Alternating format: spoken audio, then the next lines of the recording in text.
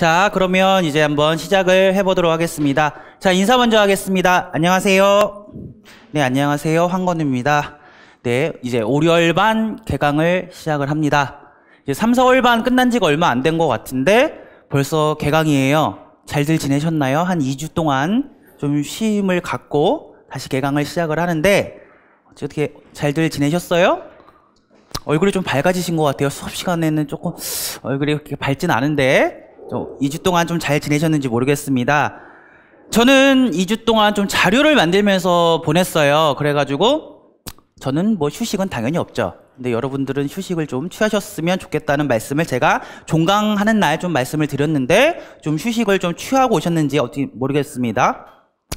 오늘 우선은 자료부터 볼까요? 자료는 현재 2개 받으셨죠? 2개 받으셨을 거예요. 기출분석표 하나, 그리고 1주차 해설지 하나 이렇게 받으셨고 이제 오후에 하나 더 나갑니다. 오후에 동영문제라고 해서 이제 프린트가 하나 더 나가게 됩니다. 이렇게 해서 오늘 총 3개가 나가는데 그중에 오전에 현재 2개 받으셨고요. 이제 2개 다 받으셨는지 한번 확인해 보시고 자, 확인을 해보셨으면은 이제 간단하게 오리엔테이션을 좀 한번 하고요. 그 다음에 본격적으로 한번 수업에 한번 들어가 볼까 해요. 이 오리엔테이션은 별 내용은 없어요. 5, 6월반에서 어떤 내용을 하는지 그리고 무엇이 필요한지 이것을 좀 안내하는 지금 오리엔테이션이라고 생각을 하시면 될 것 같고, 그래서 이 빔자료는 나눠드리지 않았습니다. 혹시나 그래도 빔자료가 필요하신 분은 어디에 있냐면은요, 저희 아모르 임용학원 들어가서 자료 다운받으시잖아요. 마이페이지에서 다운을 받으시면 되겠고, 인강은 자동적으로 업로드가 됩니다. 그렇게 해서 다운받으셔서 활용을 하시면 되겠습니다. 그럼 앞에 있는 빔자료를 보시면서 5, 6월반에서는 무슨 내용을 하는지 같이 한번 살펴보도록 하겠습니다. 자, 5, 6월달 반에서는 무엇을 하는지 한번 살펴보시면 5, 6월달 반의 명칭이 기출동영문제 정복반이에요. 자, 명칭을 붙여봤는데 즉 기출문제 그리고 동영문제를 함께 한번 풀이해본다 이런 반이다라고 생각을 하시면 되겠습니다. 그래서 기출문제와 동영문제에 대해서 좀 안내를 드려야 되는데 먼저 기출문제에 대해서 윗칸에 한번 보시면은 그동안 출제되었던 국어교육론의 기출문제를 한번 체계적으로 한번 정리해 보려고 합니다. 지금 제가 누누이 말씀을 드리지만 현재 국어교육론 기출의 경우에는 자주 반복이 된다고 말씀을 드렸어요. 그래서 기출 예시를 보여드렸었는데 반복이 되다 보니까 기출문제를 체계적으로 학습을 하고 거기서 끝나는 것이 아니라 수업 시간에 저랑 푼 거 이외에도 끝나고 좀 복습에, 그래서 제가 복습에 빨간색을 좀 쳤어요. 복습을 좀 하셔서 내 것으로 좀 만드는 게 중요할 것 같아요. 여러 번 복습을 하다 보면은 이제 그 문제 발문 보고 지문 보면은 아, 이 문제는 여기서 나왔고 답이 이거였지 까지 생각이 납니다. 그래서 이렇게 좀 내 걸로 만드는 게 좀 중요하지 않느냐. 그래서 내재화에 좀 중점을 두려고 합니다. 저도 목표지만 여러분들도 목표예요. 내재화 시키는 거. 자, 그리고 두 번째 같은 경우는 동영문제를 제공을 하는데요.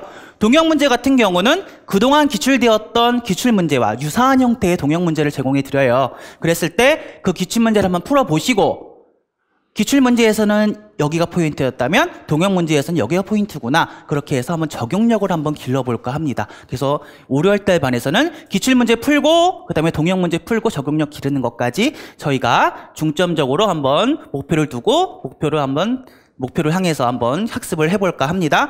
다음 장은 그동안 기출되었던 기출문제 수를 한번 볼 거예요.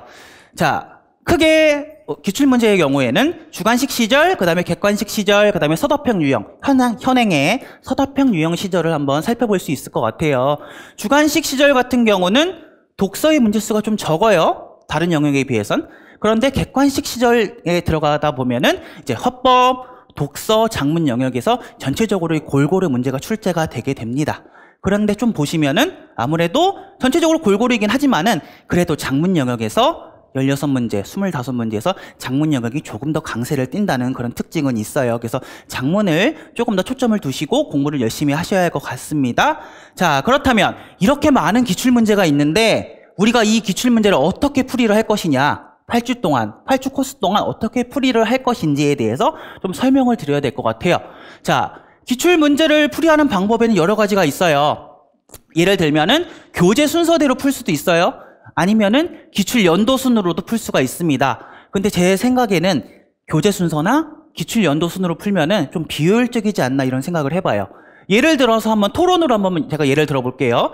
토론의 경우에는 여러 번 반복 출제가 되었습니다. 그렇게 했을 때 교재 순서나 기출 연도 순서대로 기출 문제를 풀다 보면은 앞에서도 풀었고 중간에 또 나오고 그 다음에 또 나와요.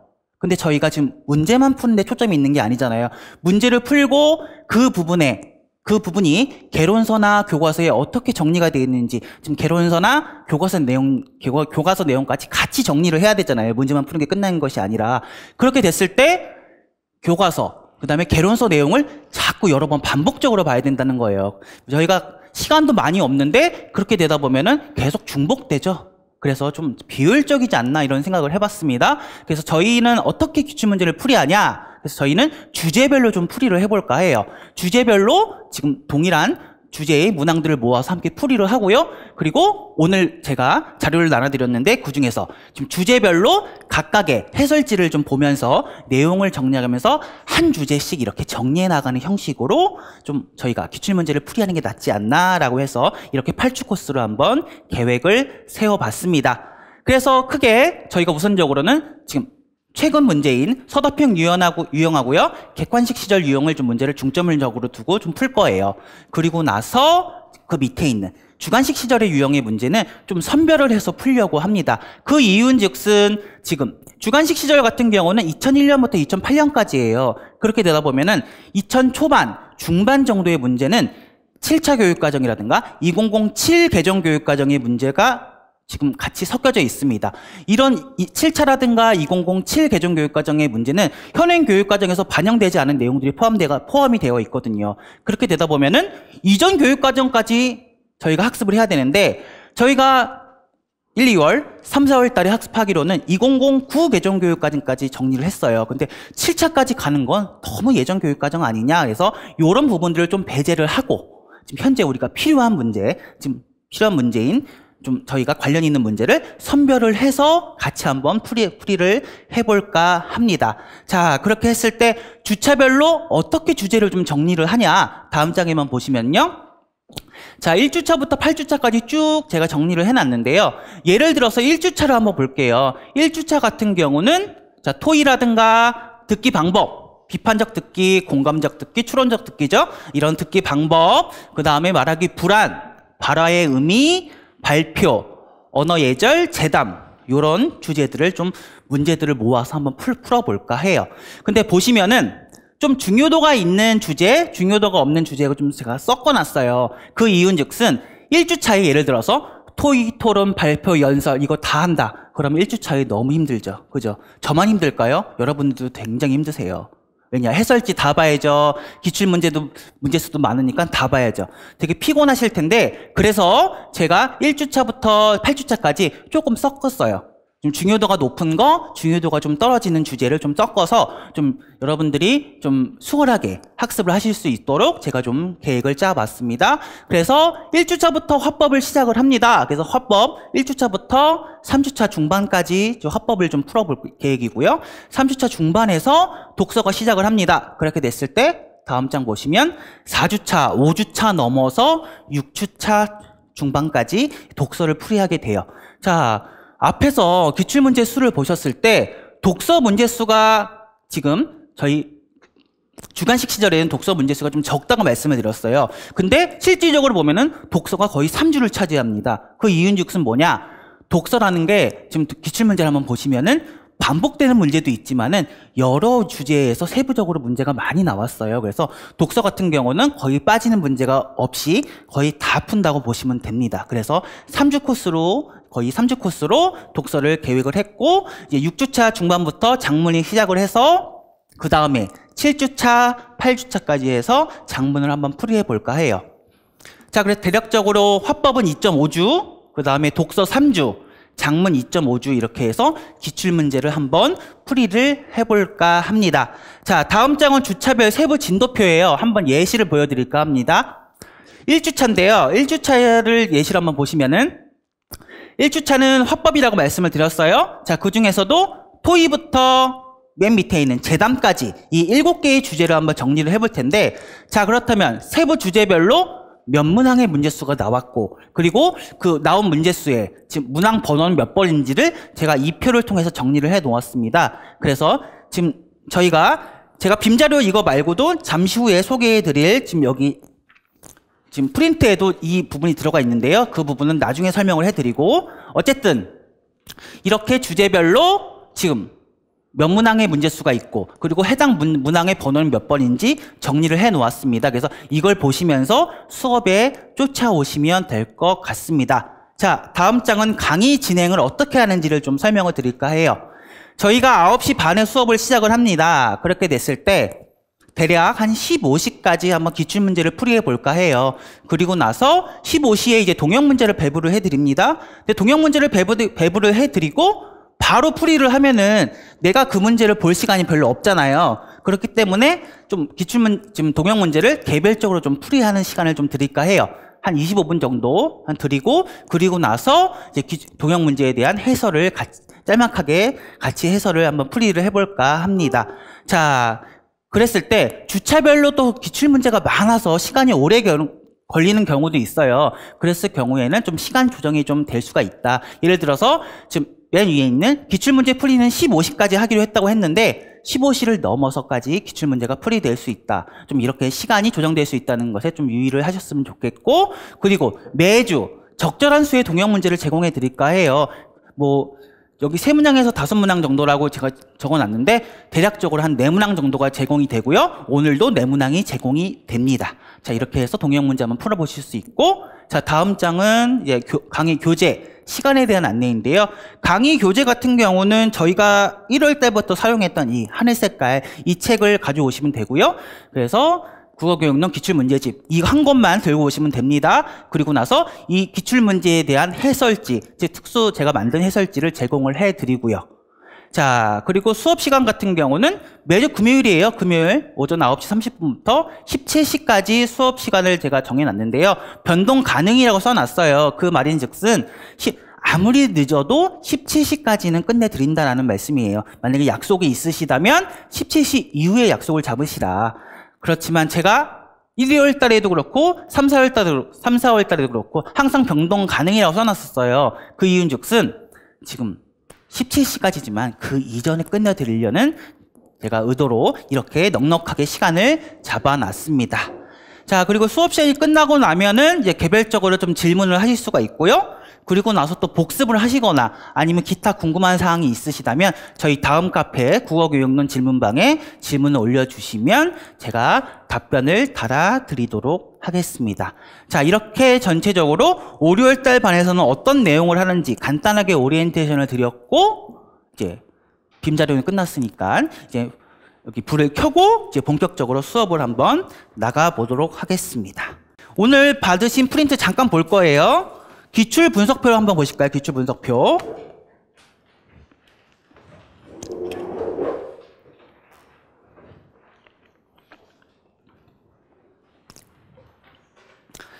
기출 분석표를 한번 보시면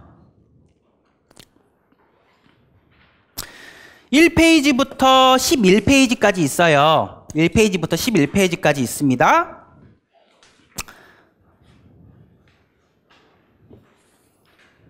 먼저 1페이지, 2페이지는 어떤 내용이냐? 그동안 화법 영역에서 기출된 기출 문제를 연도별로 좀 정리를 쭉 해놨어요. 이게 화법 영역의 기출 문항이고요. 그리고 넘기시면은 3페이지와 4페이지는 독서 영역에 대해서 지금 연도별로 좀 기출 문항을 좀 정리를 해놨습니다.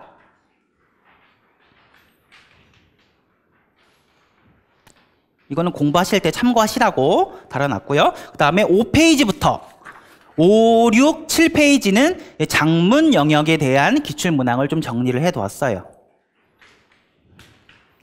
작문 영역이 문제가 좀 더 나왔다고 말씀을 드려서 7페이지까지 이어집니다. 7페이지까지 보실 수 있고 저희는 8페이지부터 초점을 좀 두고 봐야죠. 8페이지부터.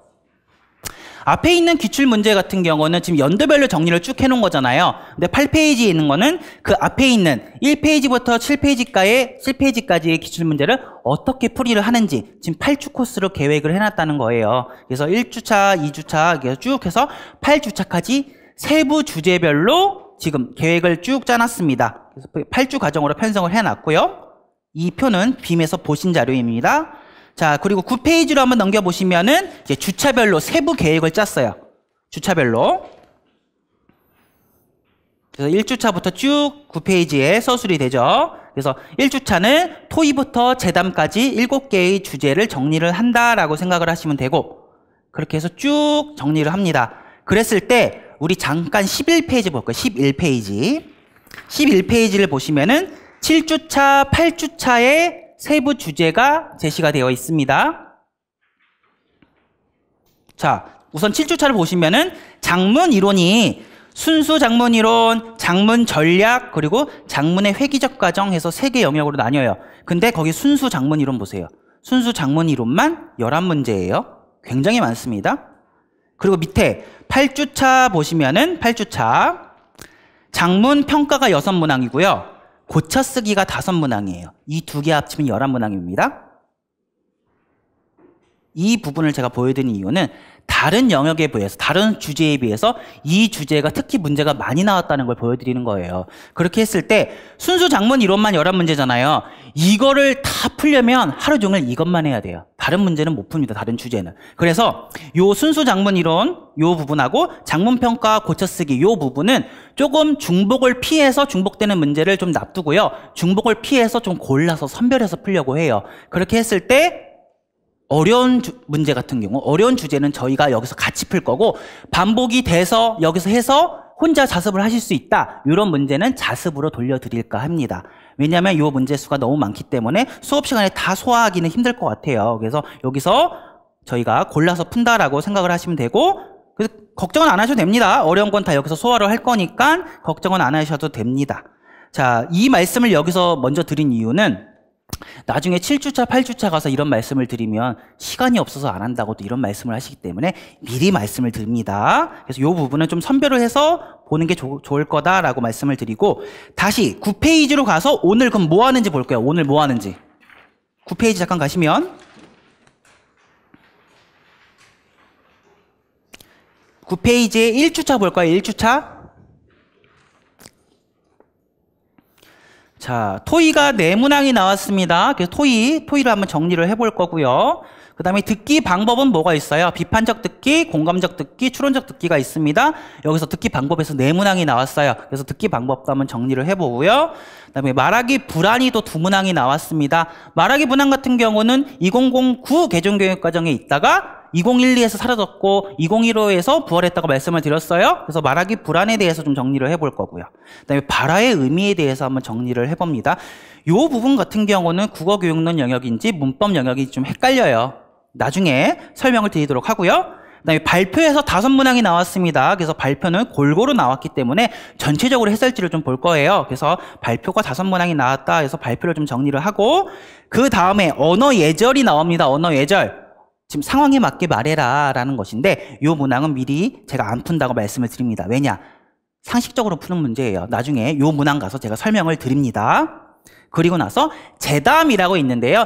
재담도 2012, 2015 개정교육과정에서는 언급이 한 번도 없어요. 2009 개정교육과정에서 재담이 한 3번 정도 나오는데, 그러니까 이전 교육과정의 문제라고 생각을 하시면 됩니다. 그렇지만 재담 같은 경우는 지금 문학에서 계속 언급이 되고 있잖아요. 그래서 교육론에서도 얼마든지 언급이 될 수 있기 때문에 지금 재담은 한번 풀까 합니다. 이렇게 해서 토의부터 재담까지 7개의 주제를 한번 정리를 해볼까 해요. 이렇게. 그래서 요 프린트 같은 경우는 이번 주차에는 어떤 내용을 하고 어떤 문제를 푸는지를 좀 보실 수가 있어요. 그래서 복습을 하실 때 좀 사용하시면 될 것 같고, 평상시에도 수업 시간에 가지고 다니시면서 오늘은 이 문제를 푸는구나 라고 좀 보시면서 수업을 쫓아오시면 될 것 같습니다. 자, 그래서 요 프린트에 대한 설명을 드렸고, 다른 프린트 하나 볼 거예요. 1주차 해설지 볼까요? 1주차 해설지.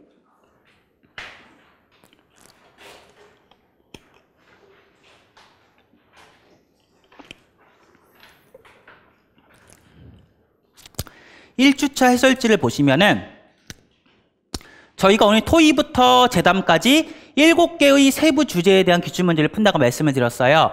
그렇게 된다면 그 세부 주제 7개에 대한 해설지가 있어야 되잖아요. 기출문제만 풀 수는 없잖아요. 그래서 그 세부 주제 7개의 세부 주제에 대한 해설지를 제가 만들었습니다. 그래서 보시면은 1페이지부터 3단으로 나눠져 있는데 맨 왼쪽 볼까요? 맨 왼쪽 보시면은 첫 번째 주제는 토의입니다. 토의와 관련해서 그동안 기출문제가 몇 번 나왔고 출제 예상 지점은 어디고 그 다음에 기출문제에서 어떤 점에 중점을 두고 봐야 되는지 그리고 앞으로 더 공부해야 될 요소는 무엇이 있는지 이렇게 표로 정리를 해뒀어요. 그래서 토의와 관련해서 지금 몇 번 기출 어디가 중점인지를 이 표를 통해서 알 수가 있습니다. 자세한 내용은 잠시 후에 설명을 드리고 자, 맨 위에 있는 기출 연도로 볼까요? 기출 연도 잠깐 보시면 까만 세모가 4개가 있어요. 그래서 네문항이 출제가 되었다는 것인데 자, 요 부분 보시면은 회의가 2번, 심포지엄이 2번 나왔어요. 그러면 회의 문제 2번 풀어야 되고요. 심포지엄 문제 2번 풀어야 되잖아요. 그럼 해설지가 뭐가 필요해요? 회의에 대한 해설지가 필요하고 심포지엄에 대한 해설지가 필요하죠. 그렇게 됐을 때 가운데로 가보실까요? 가운데로 가보시면 맨 위에 제목이 가회의죠. 그러면 회의에 대한 해설지가 쭉 제시가 된다는 거예요. 그래서 두 번째 표 보시면 해설지 순서가 제시가 되어 있습니다. 해설지가 1, 2, 3, 4 4개가 달려요. 회의와 관련해서. 그래서 이 부분을 좀 정리를 하실 거고 자, 그렇다면 회의 정리했으니까 다음으로 심포지엄 해설지 나와야죠. 심포지엄 해설지는 5페이지를 펴보시면 나 해서 심포지엄 해설지가 쭉 제시가 됩니다. 그래서 심포지엄 해설지는 1, 2, 3 해서 3개의 해설지가 달려요. 자, 그럼 다는 뭘까요? 다는 없죠, 뭘. 그죠?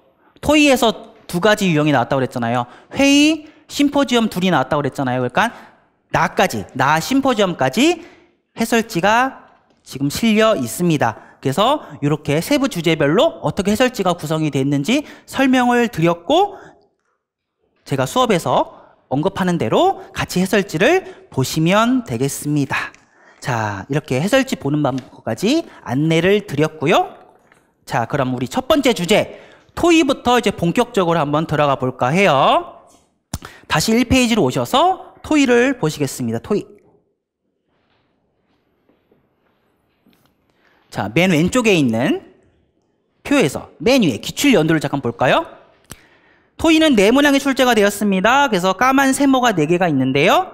첫 번째 까만 네모와 네 번째 까만 네모는 심포지엄 문제예요. 심포지엄 문제. 2019년, 2009년 모의고사에서 심포지엄 문제가 나왔었고요. 그 다음에 두 번째, 세 번째 까만 세모는 회의와 관련된 문제예요. 회의가 2번이 나왔습니다. 보통 토의 유형하면 우리가 어떤 점에 좀 강점을 두고 좀 보나요? 패널, 포럼 이런 데 좀 중점을 두고 좀 살펴봤었잖아요. 근데 의외로 문제는 심포지엄에서 2번이나 나왔습니다. 그래서 심포지엄 2문제, 회의 2문제를 저희가 차례대로 정리를 할 거예요. 자, 그 밑에 출제 예상 지점 잠깐 볼까요? 토의를 하면은 이런 부분에서 좀 문제가 나올 것 같다라는 부분인데요. 우선 토의의 목적이 있을 것 같아요. 토의의 목적이 뭐예요? 뭐 합리적인 문제 해결이죠, 뭐. 그죠? 갈등을 일으키지 않는 합리적인 문제 해결. 이런 토의의 목적이 좀 나올 수 있고요. 그 다음에 토의와 토론을 좀 비교를 할 수 있을 것 같아요. 그 다음에는 세 번째 같은 경우는 토의의 유형별, 진행 순서 및 특징 같은 경우. 그러니까 우리가 토의 하면은 패널, 포럼, 심포지엄, 회의 이런 것들이 있잖아요. 이런 각각 세부 유형의 특징이라든가 순서 이런 것들이 나올 수 있을 것 같고 그 다음에 토의 문제의 선정 방법과 서술 그 다음에 사회자의 역할, 참여자의 역할 이런 것들이 나올 수 있을 것 같은데 거기 보시면은 동그라미 3번 그 다음에 동그라미 5번에 V 표시가 되어 있어요. 이 부분은 이 부분에서 기출이 됐다는 표시입니다. 그래서 지금 3번 동그라미에 3개가 되어 있죠. 그래서 요 출제 예상 지점 3번에서 세 문항이 출제되었다고 생각을 하시면 됩니다. 자, 그렇다면 회의 2번, 심포지엄 2번이 출제가 됐는데 그렇다면 우리는 기출에서 어떤 요소를 좀 학습을 해야 되냐? 그 밑에 있는 기출 학습 요소를 보시면 회의와 관련해서는 회의의 순서, 단계를 좀 알아두셔야 돼요. 그리고 나서 회의의 규칙도 좀 알아두셔야 합니다. 다음 심포지엄 같은 경우는요. 심포지엄의 특징에 대해서 문제가 나왔었거든요. 그래서 심포지엄의 특징, 그 다음에 사회자의 역할 이렇게 2가지를 정리를 하시면 될 것 같습니다. 그리고 나서 더 공부할 요소는 그동안 기출이 안 됐던 요소를 중점적으로 더 공부할 요소에 제가 실어놨는데요. 요 부분 말고도 그동안 기출됐던 요소도 당연히 복습하시면서 더 공부를 해 두셔야겠죠. 그래서 요 더 공부할 요소는 언제 제가 문제를 풀 수 있을까요? 우리가 하반기에 문제풀이반, 모의고사반 때 제가 요 부분에서 문제를 출제를 하겠죠. 그때 정리를 하실 수가 있습니다. 자, 그래서 회의 2번, 심포지엄 2번이 나왔는데요. 우리 회의 먼저 정리를 할 거예요. 심포지엄은 잠시 뒤에 정리를 하고 회의를 먼저 정리를 해볼까 합니다. 자, 가운데로 오셔서 가회의라고 제목이 달려있고 그 밑에 두 문항 2016년 2번 문제하고 2009년 3번 문항을 좀 정리를 해볼까 해요. 그래서 해설지 순서가 1, 2, 3, 4, 4개의 해설지가 달려있습니다. 저희는 1번 해설지부터 볼 거예요. 자, 순서가 어떻게 되냐면요. 기출 문제를 먼저 풀지 않아요. 저희는 해설지를 먼저 보고 그리고 나서 기출을 풀 겁니다. 그 이유는 즉슨 복습 다 하시고 오셨나요? 여러분들? 문제를 풀다 보면은 이제 문제를 풀다가 막히는 부분이 생겨요. 복습을 만약에 철저히 안 했을 경우에. 그랬을 경우에는 제가 앞에서 설명을 하지만 이해가 되지 않은 상태로 넘어가게 됩니다. 그리고 나서 그 뒤에 이제 해설지를 본다. 그러면 그제서야 이해가 되죠. 그러면 남 쉴 때 난 다시 기출문제 가서 기출문제 그 부분 다시 봐야 돼요. 그렇게 되면 시간이 더 걸리잖아요. 그래서 같이 해설지 보고 그 다음에 기출문제를 풀도록 하겠습니다. 자, 회의와 관련된 지금 해설지를 먼저 볼 거예요. 1번. 1번은 토의와 관련된 교육과정 성취기준입니다. 교육과정 성취기준. 성취기준이 3개가 달려 있어요. 근데 거기 성취기준 앞에 보면 A, B, C라고 있죠. A, B, C. 이거는 성취기준을 좀 구분하기 위해서 3개의 성취기준이 나왔다는 것을 좀 사인으로 좀 알려드린 겁니다. A, B, C 3개의 성취기준이 있고요. 우리는 맨 먼저 A에 있는 성취기준 먼저 볼 거예요. 자, 토의와 관련해서 2015 개정교육과정의 토의인데요. 자, 토의에서 의견을 교환해서 합리적으로 문제를 해결한다라는 성취기준이었습니다. 3, 4월 달 내용 좀 기억을 떠올려 보시기 바랍니다. 자, 여기 토의에서는 중점이 무엇이었어요? 합리적으로 문제를 해결하는 거였잖아요. 그죠? 그런데 해당 성취기준은 없어요. 그래서 우리가 밑에 있는 B, 두 번째 2012 개정교육과정의 성취기준으로 우리가 대체를 해서 한번 봤었습니다. 자, 그래서 보시면은 B로 갈 거예요. B. 주변에서 일어나는 문제에 대해서 의견을 조정하며 토의한다라고 해서 여기서 의견 조정, 그 다음에 문제 해결 과정에 초점이 역시 있습니다. 근데 더 중점적인 건 뭐였어요? 여기서 우리 이 성취 기준 볼 때 박스 안에 굵은 글씨 한번 보시면 토의 참여자가 각자 의견과 그 다음에 해결책을 발표하는 방식, 그리고 청중의 참여 여부, 논제의 성격, 이거에 따라서 다양한 토의 유형을 구별해 볼 수 있다라고 우리가 한번 정리를 해봤었잖아요. 기억나시나요? 기억나셔요? 표로 그려서 우리가 살펴봤었는데 66쪽이에요. 66쪽. 우리가 3, 4월 달 교재는 66쪽에 이 내용이 있습니다. 기억이 안 나시는 것 같아요. 우리 왜 심포지엄, 그 다음에 패널, 포럼, 이걸 좀 정리를 해봤었잖아요. 그래서 주제의 성격이라든가 그다음에 목적, 이걸 왜 하는지, 그리고 청중의 참여 여부,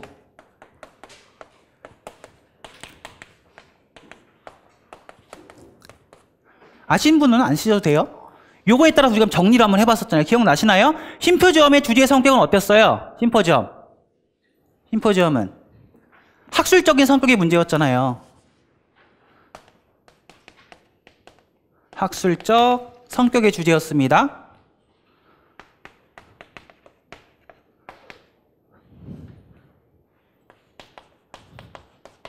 자, 패널 같은 경우는 어떤 거였어요? 주제의 성격이 다양한 결론이 예상되는 시사 문제였잖아요.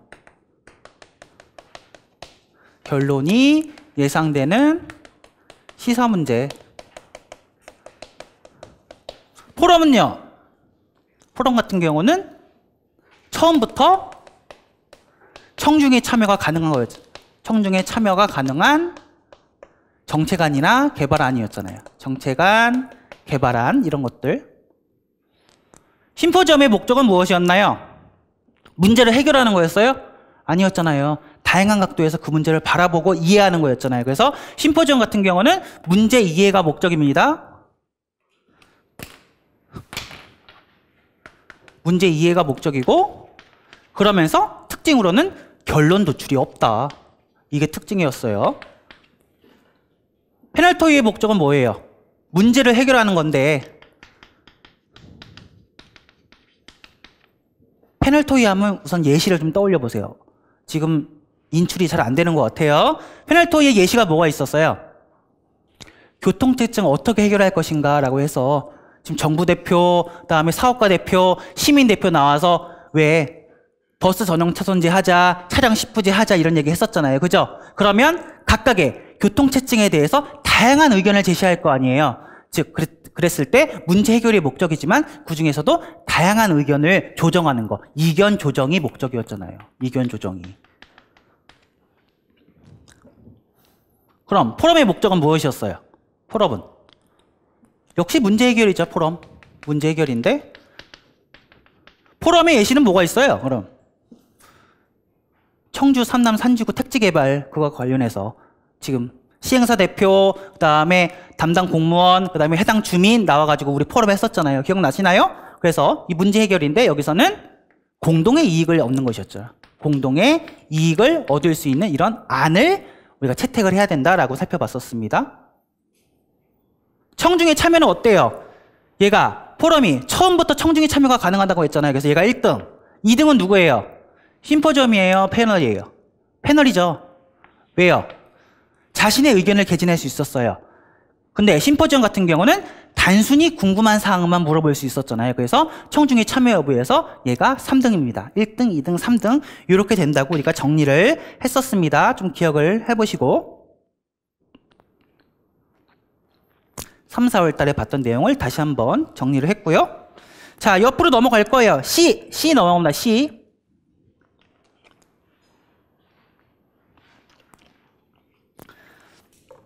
C 보시면은 이제 2012 개정교육과정의 화법과 작문의 영역인데요. 공동의 의사결정 단계를 이해해서 공동체의 문제를 합리적으로 해결하기 위해 토의한다라는 성취 기준이에요. 여기서 어떤 내용 봤었어요, 우리? 토의의 단계 봤었잖아요, 단계. 그래서 굵은 글씨 보시면은 공동체가 해결할 문제를 먼저 명확히 인식을 해야 되고요. 그리고 문제를 해결하기 위한 가능한 다양한 대안들을 도출해야 돼요. 여러 대안을 도출해야 됩니다. 하나 아니에요. 그랬을 때 여러 대안을 도출해냈으면 그중에 최선의 대안을 선택해야 되니까 대안 선택에 필요한 판단 기준, 준거 우리 먼저 선정을 해야 되죠. 그리고 그 준거에 따라서 앞에서 도출한 다양한 대안을 평가를 해보고 그리고 나서 최적의 대안을 하나를 딱 고르는 거죠. 자, 이와 관련해서 어떤 예가 우리 설명했었어요. 학교 홍보 방안, 학교 축제 할 건데 홍보 어떻게 할 거냐. 그래서 이 방안 가지고 우리가 예시를 들어서 이 부분 봤었습니다. 그래서 토의의 단계는 공동체가 해결해야 할 문제부터 쭉 그 다음에 최적의 대안을 도출하는 것까지 이런 단계로 이루어진다라고 정리를 하시면 되고, 자, 2페이지로 넘어갈까요? 2페이지.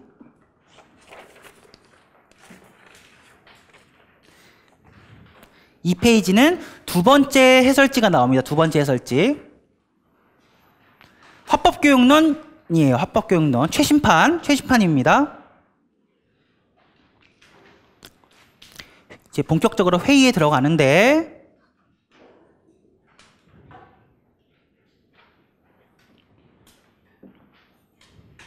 자, 맨 왼쪽에 보시면은 이제 첫 번째 까만 네모에 회의에 이제 정의부터 나옵니다. 회의 정의 넘어갈 거예요. 자, 회의하면 우리가 어떤 거 떠올려야 돼요? 어떤 거? 학급 회의 떠올리시면 돼요. 학급 회의 떠올리시면 되고, 그와 관련해서 지금 왼쪽 밑에 회의와 관련된 예시사항이 지금 예문이 쭉 제시가 되어 있습니다. 이 부분을 이제 자습을 하실 때 보시면 되고, 저랑은 이전에 한번 보셨고, 저희는 어디에 좀 중점을 좀 두고 봐야 되냐. 지금 맨 오른쪽에 있는 회의의 단계를 좀 봐야 돼요. 회의 단계를 좀 정리를 해볼까 합니다.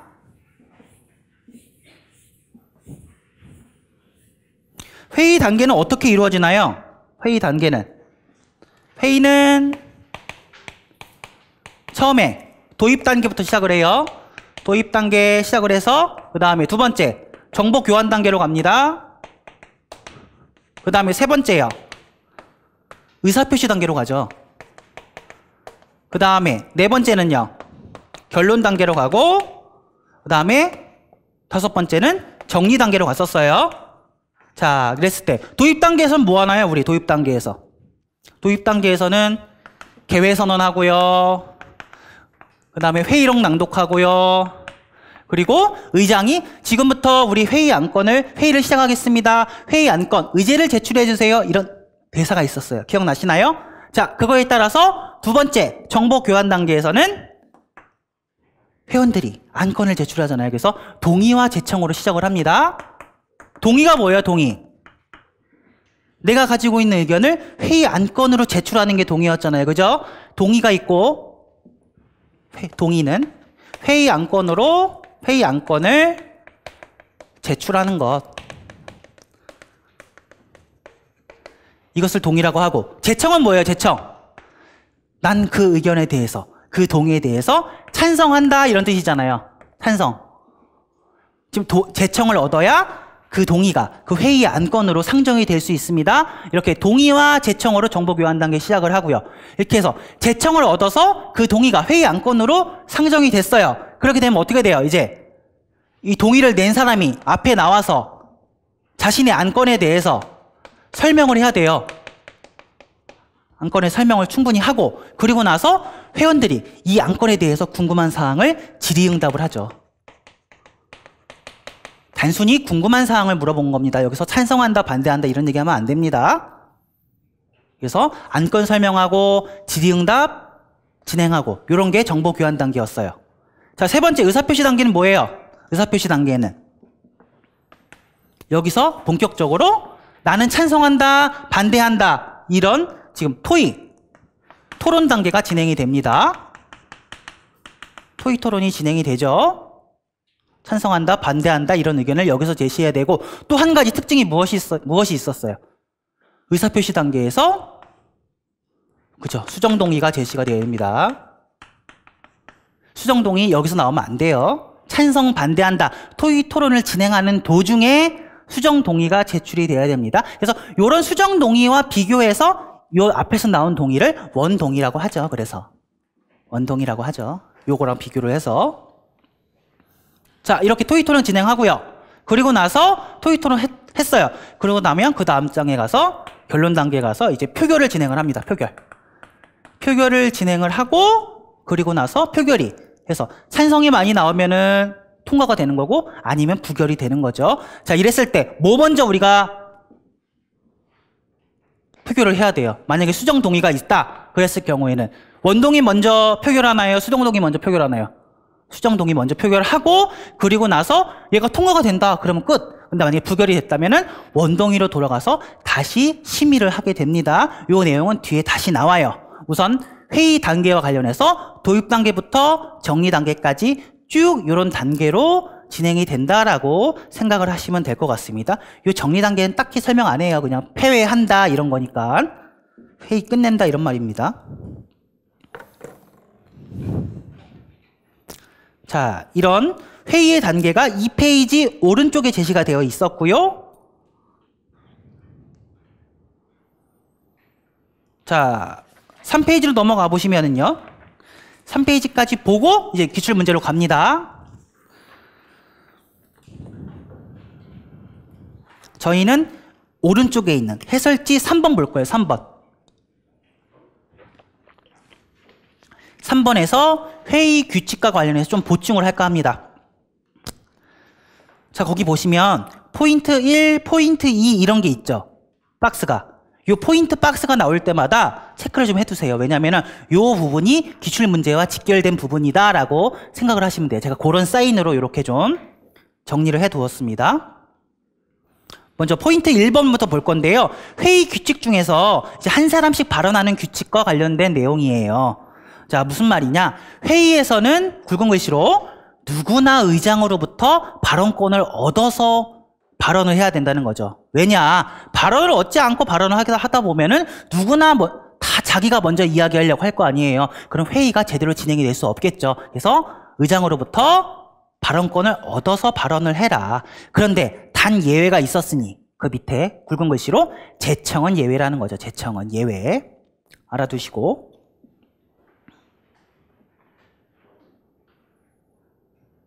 그 밑에 이제 포인트 2번 봅니다. 포인트 2번. 포인트 2번은 이제 수정동의에 관련된 내용인데요. 자, 굵은 글씨 보시면은 이제 첫 번째, 두 번째 줄 같은 경우는 수정동의에 대한 개념인데 저희는 세 번째 줄 볼게요. 세 번째 줄. 세 번째 줄 중간에 보시면은 자, 개의 이 수정동의는 반드시 토론을 진행하고 있는 동안에 적당한 때를 골라서 제출해야 된다. 지금 세 번째 단계죠. 의사표시 단계에서 제출해야 된다는 거예요. 다른 단계에서 하면 안 된다는 겁니다.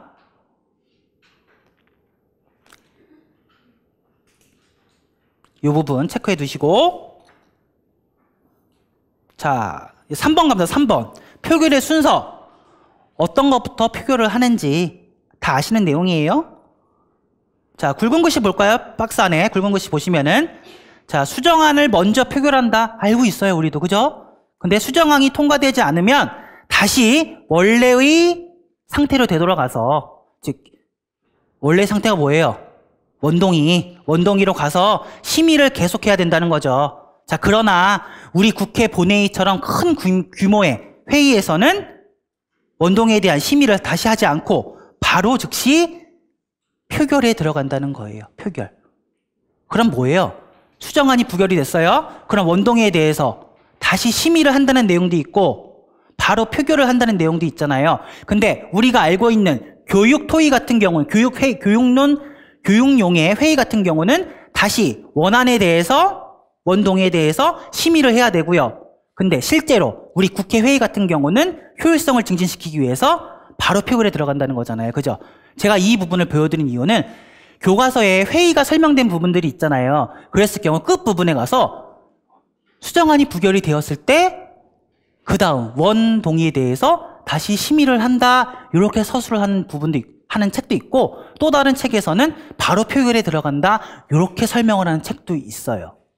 근데 원칙적으로는 저희 교육용 회의에서는 다시 원안에 대해서 심의 과정을 거쳐야 합니다. 실제나 바로 표결에 들어가지.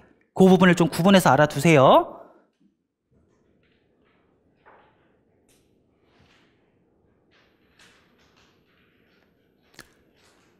이 부분을 좀 보여드리려고 제가 준비를 했고요. 자, 바로 이제 기출문제로 갑니다. 기출문제는 교재 13페이지 펴시고 교재 13페이지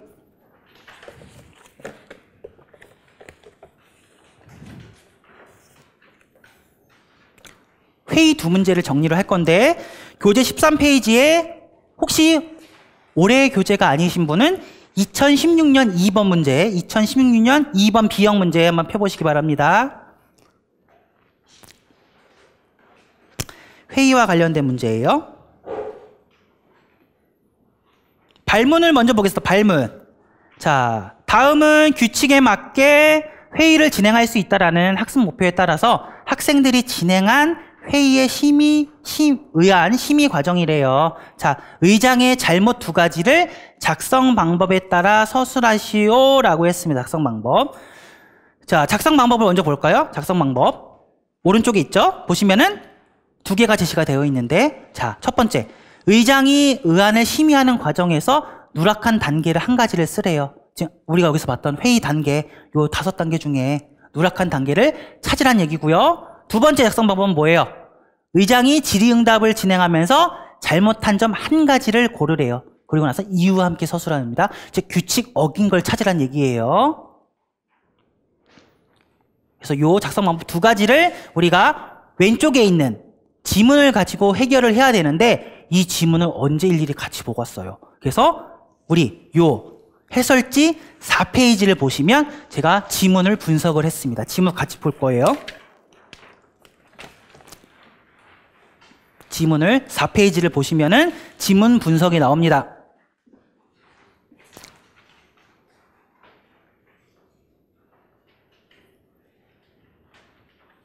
(2016년 2번) B형 서술 문제에 와 관련해서 이제 지문 분석이 제시가 되어 있죠. 이 부분 같이 보시면 될 것 같아요. 자, 이 부분으로 지문을 보겠습니다. 자, 옆에 표 보시면은 오른쪽에 다 무슨 단계인지 제가 써놨어요. 요거 참고하시면서 보시면 될 것 같습니다. 자, 첫 번째 의장부터 이제 대사를 시작을 해요. 자, 의장이 뭐래요? 체험 여행을 남원으로 가자라는 의안을 상정하겠습니다. 자, 총무는 이 의안에 대해서 설명해 주세요라고 얘기했어요.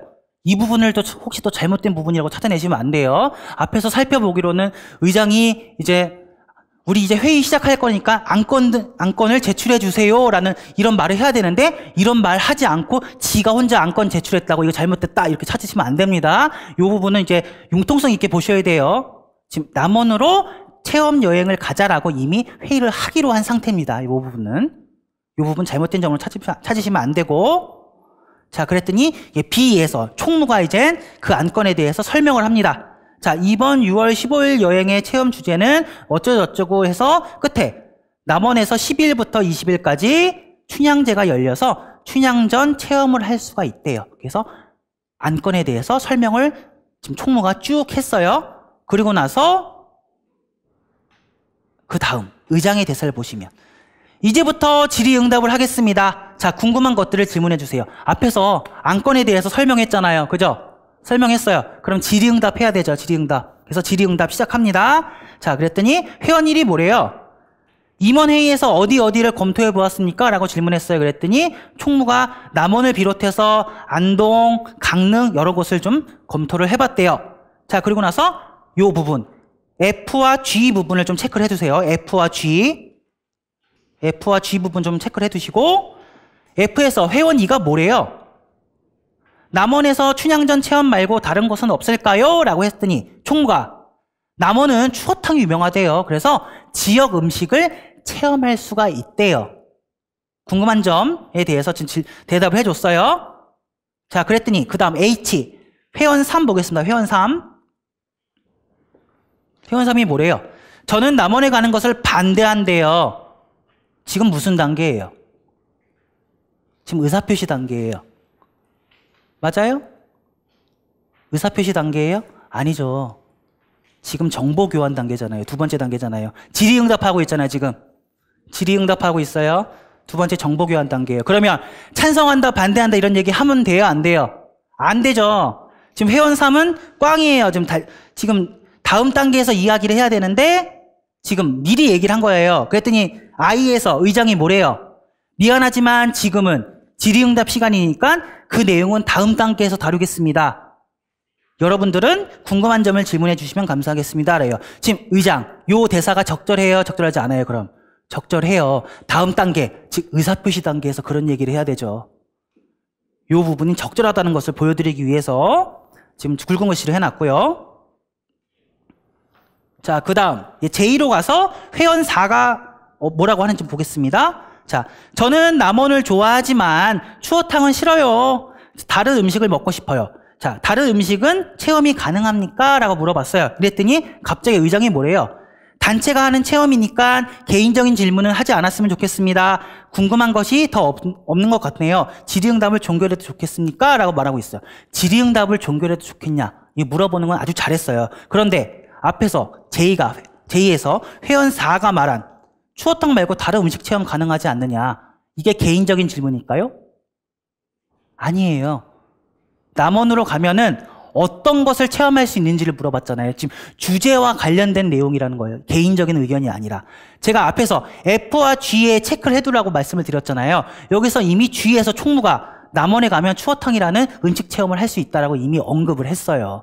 그런데 밑에서 추어탕 말고 다른 음식 체험도 가능하냐라고 물어본 게 왜 개인적인 질문이에요. 주제와 관련된 건데. 이 부분이 잘못됐죠. 그러면 K 부분을 잡아내셔야 됩니다. 의장이 잘못한 걸로. 개인적인 질문이 아닌데 개인적인 질문으로 간주했다라고 찾아내셔야 되죠.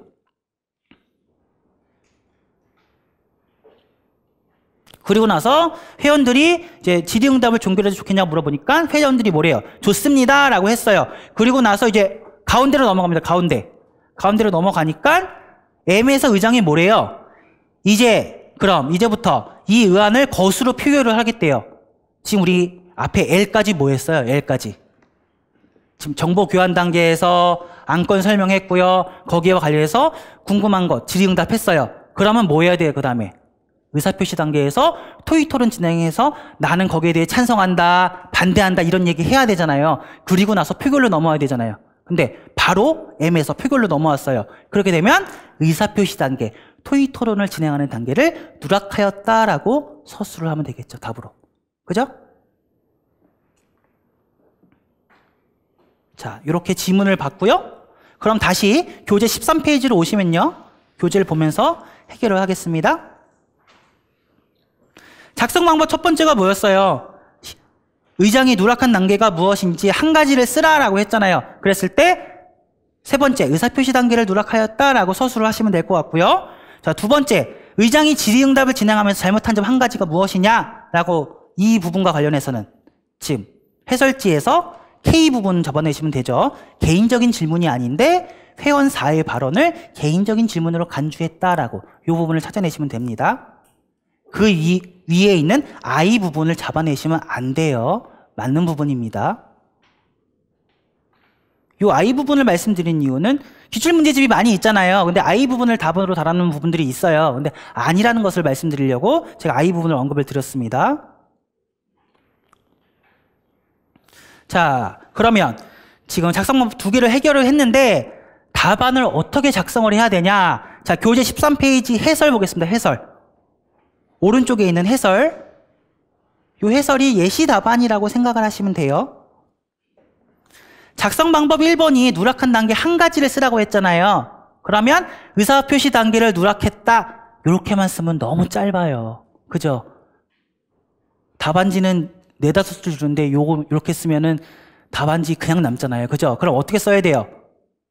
누락한 단계가 뭐고 그리고 그 단계에서 뭐 하는지 이런 것까지 조금만 더 언급을 해주면 좋을 것 같아요. 그래서 해설 부분 보시면은 자, 첫 번째 줄에 의장이 누락한 단계는 의사표시 단계다. 자, 즉 의장은 의사표시 단계인 토의를 생략을 하고 의안에 대한 설명 그리고 질의응답 후에 바로 표결로 넘어갔다. 이렇게 부연 설명을 좀 하시라고요.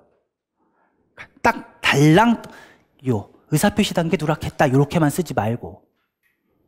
자, 그 다음 질의응답 과정에서 잘못한 점이에요. 그 해설의 두 번째 단락 잠깐 보시면은 여기서도 이유를 같이 쓰라고 했었어요. 자, 잘못한 점은 먼저 써야겠죠. 그렇게 되면 회원 4의 발언을 개인적 발언으로 간주한 것이 잘못이다 라고 쓰시고요. 답안을.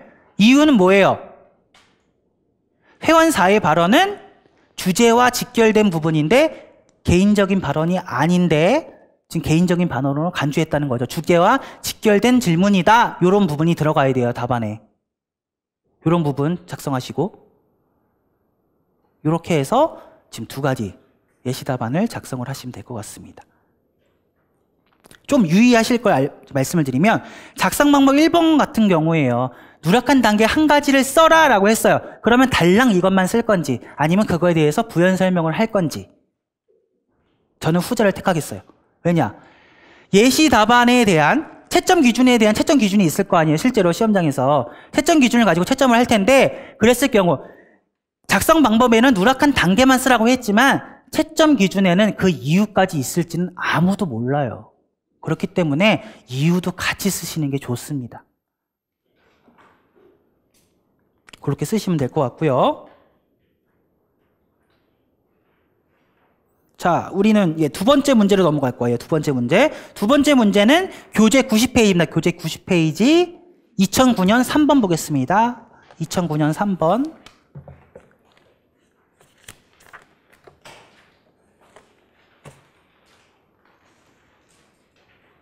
이번에도 회의 규칙과 관련된 문제인데요. 이 부분은 지문 분석이 필요 없어요. 바로 보시면 됩니다. 90쪽 펴셨나요? 네. 자, 발문을 먼저 볼까요? 학생들이 진행한 회의의 녹취록의 일부래요. 자, 기억부터 미음 중에 회의의 절차에 맞지 않는 것을 고르래요. 즉, 기억부터 미음까지 기호가 정해져 있는데, 즉, 회원 발언, 회원이나 의장의 발언 중에서 틀린 걸 찾으라는 거예요.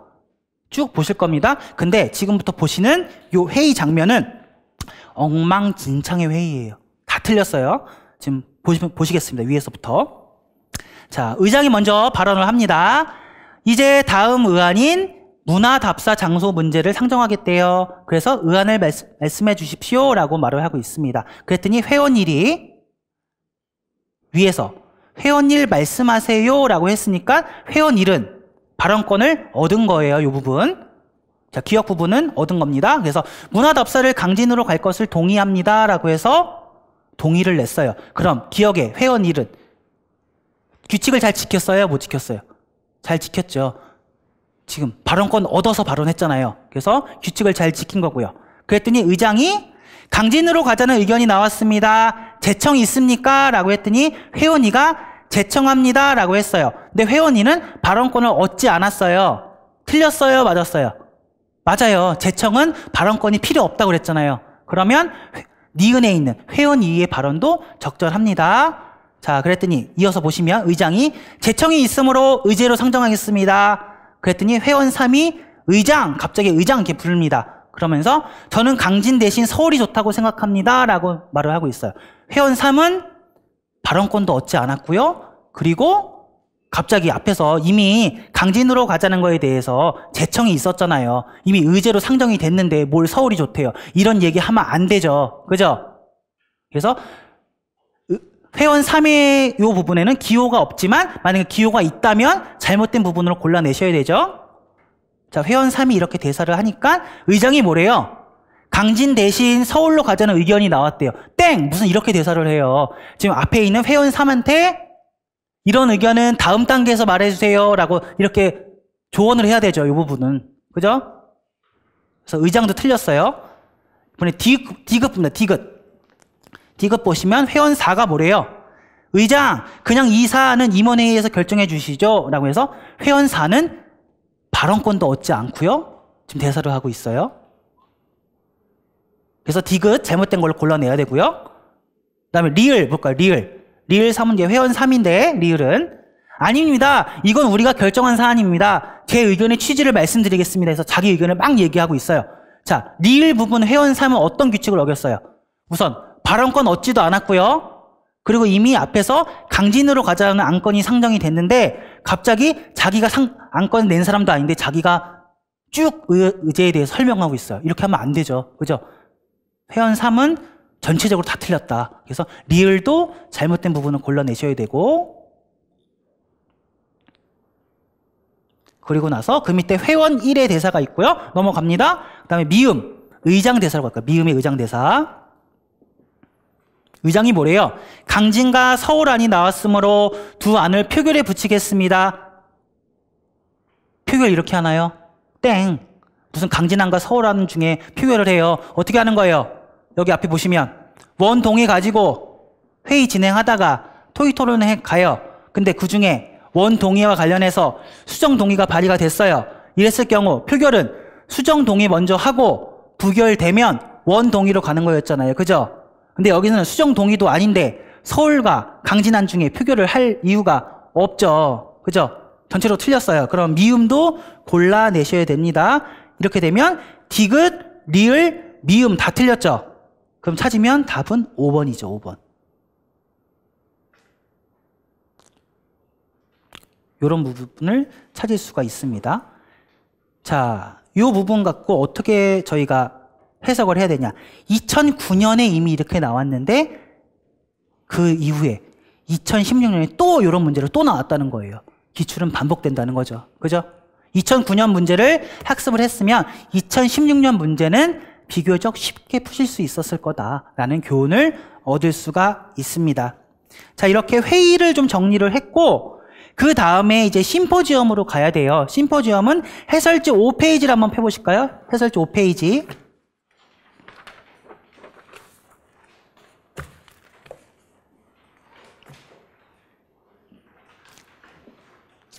해설지 5페이지로 가시면은 이제 왼쪽 맨 위에 나 해서 심포지엄이 있습니다. 심포지엄. 심포지엄을 지금부터 쭉 볼 건데요. 시간이 좀 됐으니까 잠깐 10분 동안 쉬었다가 심포지엄 나가도록 하겠습니다. 자, 10분 동안 쉴게요.